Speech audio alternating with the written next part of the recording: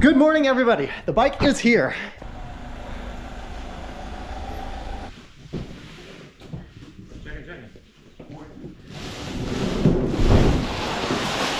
Okay. It's a big box. It looks like it's already sort of put together. Okay, so it looks like the front wheel is taken off, so we're going to need to stick the front wheel in. But it looks like the rest of it, oh, and the handles. I guess we've got to attach the handlebar too. I gotta say though, they did a good job making sure that none of this stuff is gonna get scuffed up. They put a lot of packing tape up here, a lot of packing foam. Okay, I am a tad confused though, because I was supposed to get the one that had 2 batteries. This looks like it has 1 battery attached to it right here. I don't see another battery. That's gonna be a problem. So yeah, that's gonna be wildly problematic, because this is only 13 amp hours, and that is not going to be enough to get us where we need to go. It comes with headlights. It comes with a little bag. This is what's supposed to go here for the second battery, except we're supposed to have a fucking second battery there. If you follow me on Instagram, I've talked about the specs of what this bike is supposed to have. This bike is supposed to have 2 batteries, 1 battery right here and 1 battery right here, for a total of 26 amp hours. That means that it is about 20% bigger than my other bike, which has about 22 amp hours. Without the second battery, this only has 13, so this is half the capacity of my bike. When I was talking with the company that sent this, they said that the reason it took so long to get here is because they had to wait for the stock for the 2 batteries to arrive. I waited this long just so I could get 2 batteries on the bike. I don't know why I've only got 1 battery. And I'm looking online and it looks like the manufacturer is sold out of batteries for this, so I can't even buy the second battery. It looks like this bike comes with its own little kickstand too, and I'm not sure if it's better or worse than the kickstand on my bike. It's definitely a different style. Stay up.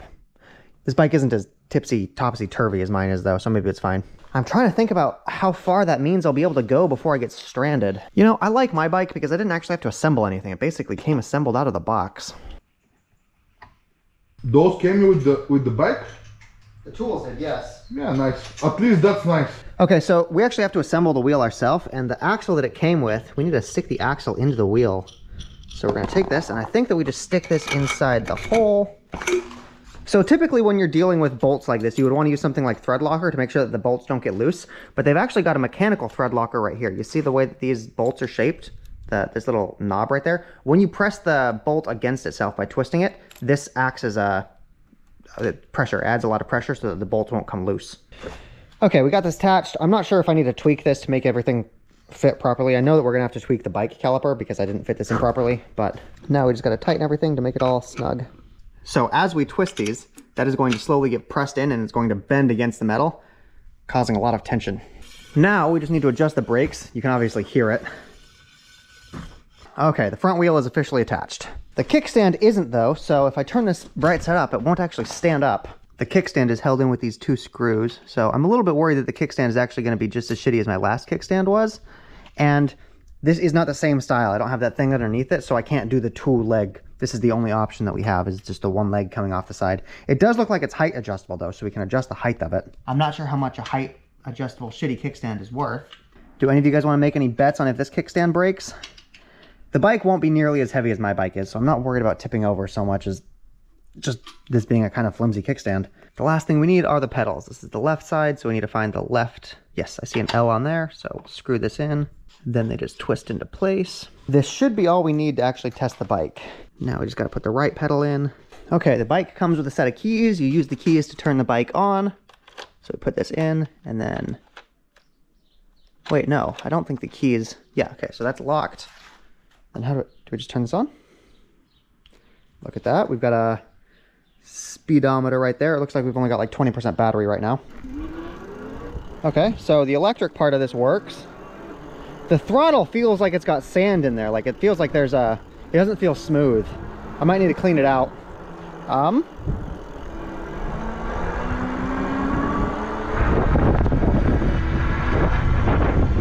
The tires are definitely deflated. I need to pump them up. Cycling feels a little bit weird just because of the way that the seat works. You can't like rise or lower the seat, so pedaling just feels kind of weird. It definitely feels like a really cheap bike.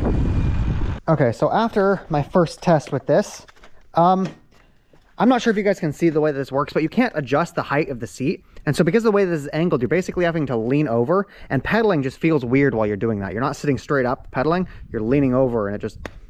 Let me see if I can show you actually. Typically on a bike, you would be sitting straight up like this and you would pedal, but... I'm trying trying to balance. It feels weird when you're hunched over. It just feels weird. You can do it. It's just probably meant more for the electric bike part of this than the regular bike part. Another one of the things that you'll probably notice is that there's not like a front cage. There's nothing for us to actually store any equipment on. I did get a specially designed custom rack to be able to fit right here, so we can actually stick a bag on this. Let me go get that. It's in my room. Here we go. This guy right here. This is custom made specifically for this bike. It slots in right here, but apparently to get it on, we need to take this seat off, and I'm not sure if I have the tools to do that. Wait, no, I think that I do have a tool for this. Okay, it looks like I got to take the rack off to be able to get to these bolts. Okay, I got this guy loose. Then we take this little plate, we put him right here, and then we can put this guy on. You see those screw holes? This guy attaches to that plate that we just put in. Okay, that will hold like a small pannier pack. It's not very long, but it should be long enough to be able to hold something. I've got to install the headlights real quick.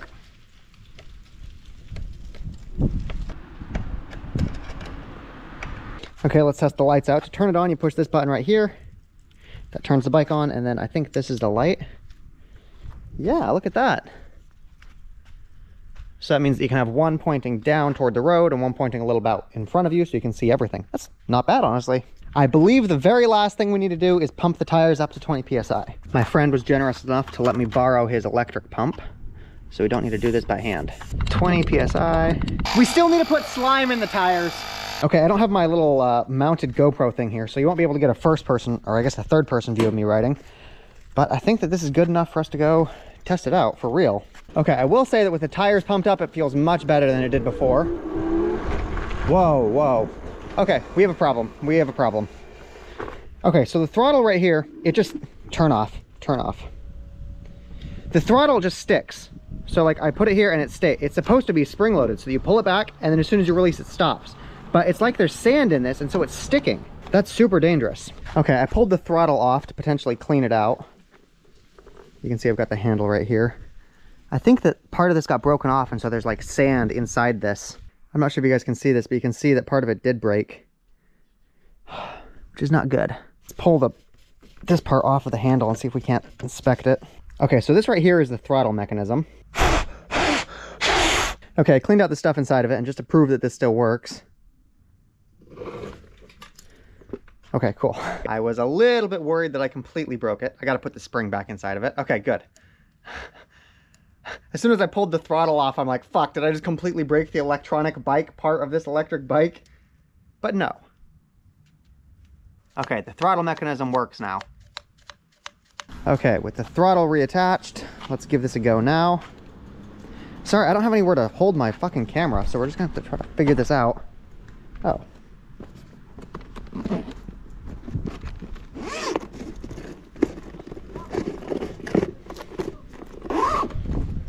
No, another note is because of the rack in the back and because of this thing in the front, there's no good way to like wrap your leg around. You can't step through it, you can't wrap around it. Getting on the bike is gonna be a bitch.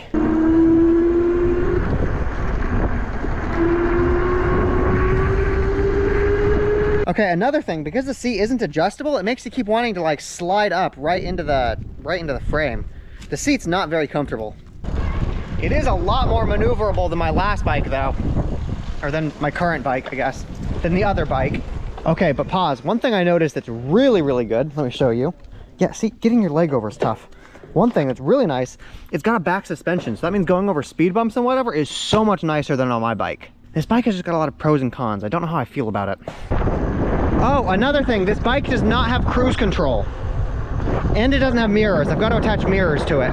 It's starting to rain, so I think I'm gonna go take the battery inside and charge it. Oh, check this out. It's even got an adjustable suspension on the front, so you can have just a really cushy ride. It is not folding though, so you can't fold it up and put it in an elevator like you can with my bike. Why is my bike tipped over? Who am I kidding? My bike is always tipped over.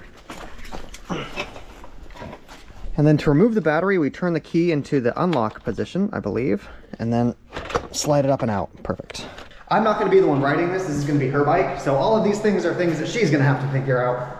Actually, we still have some work to do on the bike now that I think about it. I need to attach the bike lock to it. We need to put slime in the tires. I need to put all of the stuff on it like mirrors and bags and whatnot. So the charger that came with the bike is actually pretty trash. This is a 2 amp charger, which means it charges half as fast as my regular bike, which is 4 amps. I can, I think, go up to 3 amps for the batteries here. Let me check. Okay, yes, this only supports 3 amps max. What that means is that I could actually use my 4 amp charger. I could plug this into this, assuming they had the same connector, and it would work perfectly fine. This just wouldn't be putting it out its full capacity. This would only be putting out 3 of the 4 amps, and the battery would only take 3 amps. I could also plug this in, and this would only provide 2 amps because that's the maximum that it can do. So I could actually buy another charger that's a slight upgrade of this for 3 amps. I'm gonna do something kind of crazy though with the charger they gave me, and I'm actually just going to cut it off with a knife. But the barrel jack at the end is useful to me. If you guys follow me on Instagram, you know that we got a new toy. This is a new inverter. You'll remember that the last inverter I had, it ended up breaking. This guy, you can plug a plug into it and you can charge the battery like this. But this is really inefficient. You lose like 30% of your energy if you take a plug like this and you plug it in and you charge your battery using this. It's much more efficient if we use USB Type-C, and so I want to experiment with charging this battery using USB. The first step to charging this with USB is plugging this guy in. This is a controller that controls the voltage from the USB port. Right now it's putting out 12 volts. We want 20 volts. So this will put out the maximum amount of power. And now we need to take this 20 volts that's right here, and we need to step that up to 54.6 volts for the battery. That is where this guy comes in. This is a boost converter. We're just gonna plug this into the USB port, and then we're going to connect this to the battery. This little tool right here is called a voltage boost converter. What this does is this takes the USB and it converts it to the right voltage for the battery. If we take my multimeter, you see, touch that to there, touch that here, you can see we're getting 54.6 volts. I'm not gonna get into the specifics of how this works, but just know that it does. This will make charging the battery possible. Okay, moment of truth. I can hear it buzzing. We are pulling 65 watts. I think it's working. Okay, so this little test demo isn't actually important for anything. This is just a proof of concept, but this is much more efficient for the solar panel because we're going from DC to DC to DC rather than having to use an inverter and then use a power supply. This is just much more efficient. That does mean that hypothetically, this should take about 10 hours to charge fully because this is only going at about 60 watts. That's not bad. That's okay. We don't need to charge this fast. We just need to charge this efficiently. We can still use this if we want to go really fast. We can just plug this up and put 200 watts into it. Anyway, while the battery charges, we're gonna go fill up the tires with slime. First, we're gonna attach this to the handlebars. This is supposed to be like a drink holder, but I typically use just mine as basically like a pocket. Think dashboard on your car. This will just be like a generic holding thing for stuff. There we go, looks just like mine. And it holds stuff. I got her the same style of bike lock that I have, and I think I'm gonna put it in the same place on her bike as it is on mine. The lock mechanism is just held on with Velcro. Basically, most of the things that are attached to the bike are attached with Velcro. There we go. And now when she wants to lock her bike up, she just pushes this button right here and the lock falls out. Okay, let's see if I remember how this stuff works. You get a bottle of the gunk. You get some tools for removing valve stems. We will go ahead and start with the back wheel just because I'm feeling frisky. Now we got to get all of the air out of the tire, and I think that we do that with this valve stem remover. Cannot get this thing out. No matter how much I try, this valve stem is fucking stuck in here. I might need actual tools. Well, I can do the front side at least. I'm not using the plastic tool anymore because that broke. There we go. We got one valve stem out. Now we can load this up with liquid. Okay, I'm going to use half a bottle for one tire and then half a bottle for the other tire. Okay, so we connect the tube to the valve stem and then we rotate the tire. It's hard while the tire's empty. And then we just load it up with half a bottle of slime.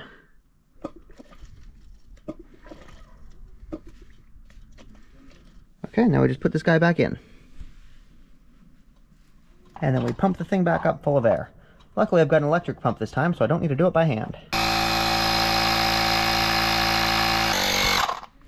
Perfect. There we go. That tire is almost done. Now what we've got to do is we've got to spin the tire to get that slime to coat the inside of the inner tube. With that tire done, I'm going to come back to this one and try to get it to work again because I would really hate to only have one tire done. Yeah, okay, fuck it. This one is not coming out. So tomorrow we will go to a bicycle repair shop and get a metal tool that will actually get this thing out. Okay, so I think I'm done working on the bike for today. I think that everything is set up. Tomorrow we will actually take the bike out. We will get a pannier pack. We'll get a tent set up on it and we'll go take it out and we'll actually see how she does.